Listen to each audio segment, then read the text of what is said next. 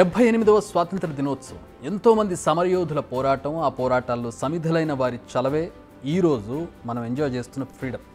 200 ఏళ్ల బ్రిటిష్ పాలన తర్వాత మన దేశం స్వేచ్ఛావాయువులను పీల్చుకోవడం మొదలుపెట్టి ఇప్పటికీ 78 ఏళ్ళు అయింది. కానీ ఈ 78 ఏళ్లలో దేశం ఎదగాల్సినంత ఎదిగిందా? అనుకున్నంత స్వేచ్ఛ ప్రజలకు ఉందా? ఇప్పుడు 78 ఏళ్లలో ఏం మారింది? ఇంకా మారాల్సింది ఏంటి?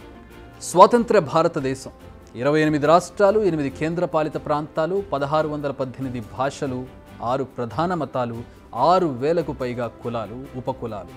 ఇది మన భారతదేశం. ఇంతమంది కలిసికట్టుగా ఉండడం, ఇన్ని భిన్న సంస్కృతులు కలిసి ముందుకు సాగడం మామూలు విషయం కాదు. Thanks to our constitution. మరి ఈ 78 ఏళ్లలో మనం సాధించింది ఏంటి అనే క్వశ్చన్స్కి ఆన్సర్ ఈజీగా చెప్పవచ్చు.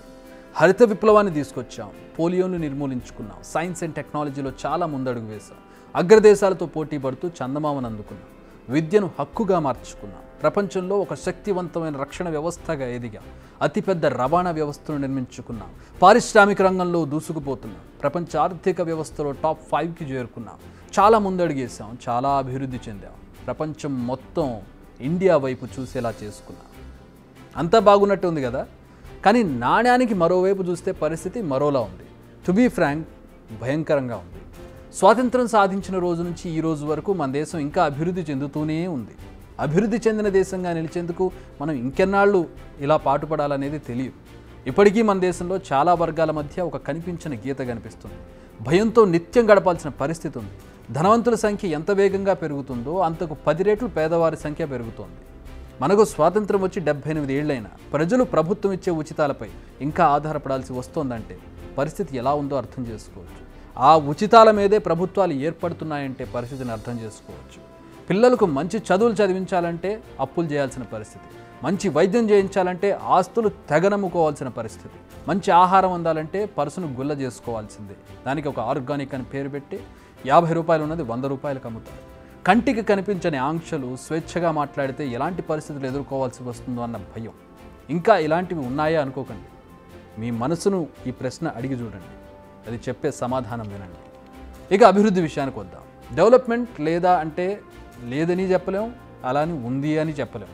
కానీ ఇంకా మనం వెనకబడి ఉన్నామని చెప్పాలి. చాలా వెనకబడి ఉన్నాం. మనకంటే చాలా ఆలస్యంగా నిద్రలేచిన చైనా ఇప్పుడు అమెరికాతో పోటీ పడుతుంది. గంటకి 1000 కిలోమీటర్ల వేగంతో దూసుకుపోయే బుల్లెట్ ట్రైన్ని నిన్న ట్రయల్ వేసింది. చిన్న లోపం కూడా లేకుండా సక్సెస్ఫుల్గా 1000 కిలోమీటర్లు 1 గంటలో వెళ్ళిన ట్రైన్ చూపించింది చైనా.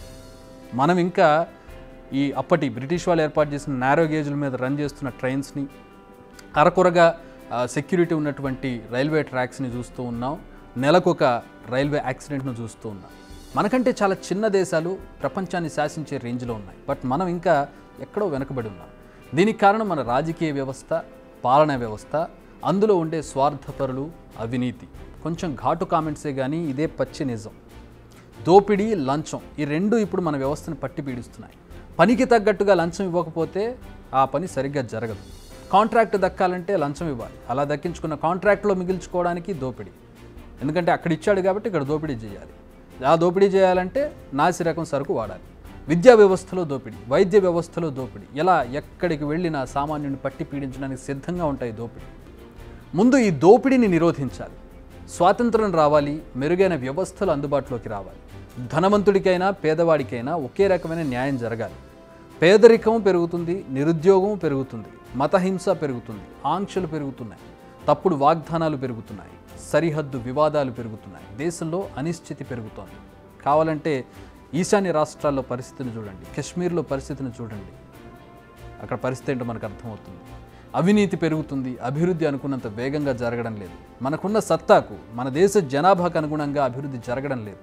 మనది చాలా పెద్ద దేశం. అదే ఈ స్లో గ్రోత్కు కారణమని సాకులు చెప్పుకోవడం ఇక మానుకోవాలి.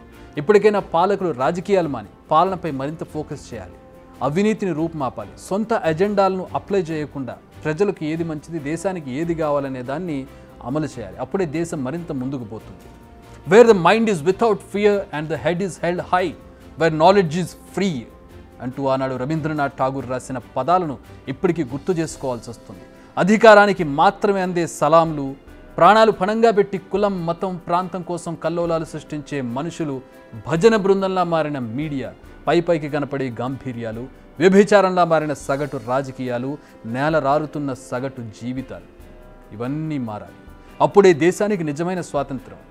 చాలా మారాం, ఇంకా మారాలని ఆశిస్తూ దేశ ప్రజలందరికీ 78వ స్వాతంత్ర దినోత్సవ శుభాకాంక్షలు. బిగ్ టీవీ అవుట్లుక్ కథనాలు నచ్చితే వెంటనే బిగ్ టీవీ ఛానల్ ను సబ్స్క్రైబ్ చేయండి.